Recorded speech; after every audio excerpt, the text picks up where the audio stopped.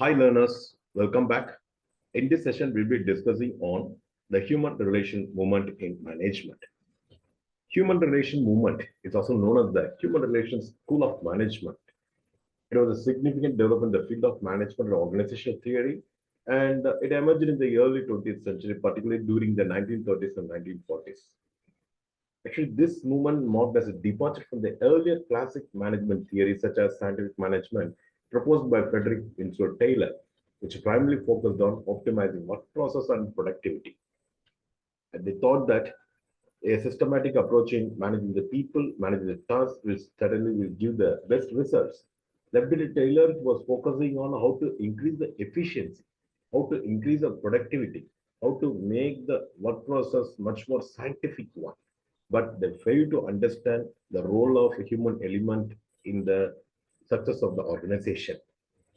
So this movement is often associated with the Hawthorne studies. So why we are so we are giving more importance to the human relation, and people earlier they weren't. The human element was not considered that much, but only after the study which was carried out at the Western Electric Hawthorne Works in Chicago between 1924 and 1932, people started to give more importance for the human elements.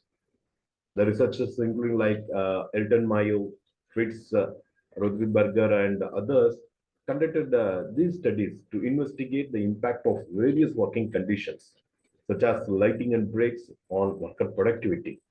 And it was, as the output of these particular studies, surprisingly, they found that changes in physical conditions had a limited impact on productivity.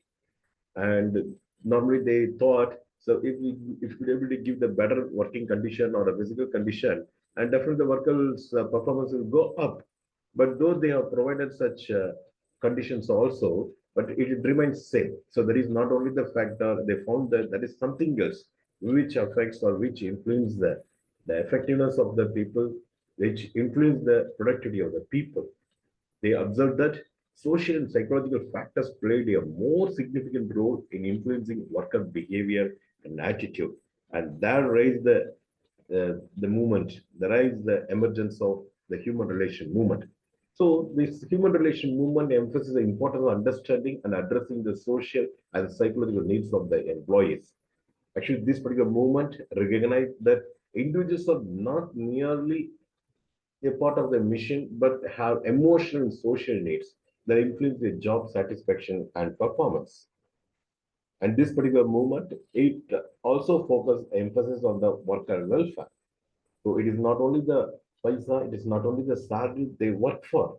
It advocated that to improve the working condition beyond the treatment of employees, a more participant management style is much more required because it says that more support should be raised from the people. It should create a more supportive and humane work environment, and that would lead to the increased job satisfaction and in turn higher productivity. And this movement also raised the importance of the informal groups, the importance of informal groups and social networks within the organization, because this human relation movement believed that these informal structures influence behavior and communication ways that effectively impact the productivity and job satisfaction. And this movement also focused on the participative management, making the people to be part of the goals, what actually the company is fixing up. Because ultimately the people are going to, the employees are going to do the particular job. But the whatever the task they are supposed to perform, if it is being fixed by or decided by the top management, and if they are being only the mere executor of that particular task, definitely that motivation or creativity or initiative may not arise. So here this movement insists on the employee participation in decision making process, and this is aimed to give workers a sense of ownership and involvement with their work, leading to increased motivation and commitment. And again, this movement has stressed the importance of the communication and leadership. They think this is a very crucial aspect in managing human relation within organization. Here, the leaders were expected to be more supportive, approachable, and empathic toward their employees. And again, though a lot of benefits, a lot of green things are being shown up by the human relation movement, But still, there are the people who criticize this human relation movement also. In an organization setup, it is not so advisable to give more importance on only human relation movement, because though we are making them to be participate in the very decision making, we are insisting on their working conditions, insisting on the worker welfare. We are giving a better communication.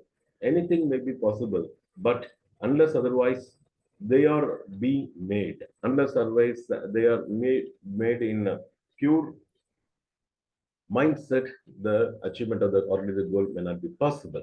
So he has said that this human relation movement is overly optimistic about the human aspect, and sometimes it may not lead to the increased productivity. And of course, if we give more importance for the human element, maybe there may be a chance of weaken the systematic and scientific approach in dealing with the people. So these are some basic idea of the human relation movement that has emerged in the field of the management. But certainly, this gives a lot of insights to the managers to manage the people. They think that it is not only the working condition, physical condition of productivity, or the systematic approach of the scientific approach of the company, but at the same time, you should also give importance for the humans, psychological and social welfare needs. Okay, so thank you for watching. In the next session, we will discuss on some of the concepts. If you have additional input in this regard video, kindly put it in the inbox, and the subject matter expert will address that particular your doubts and clarification. So thank you for watching. Happy learning.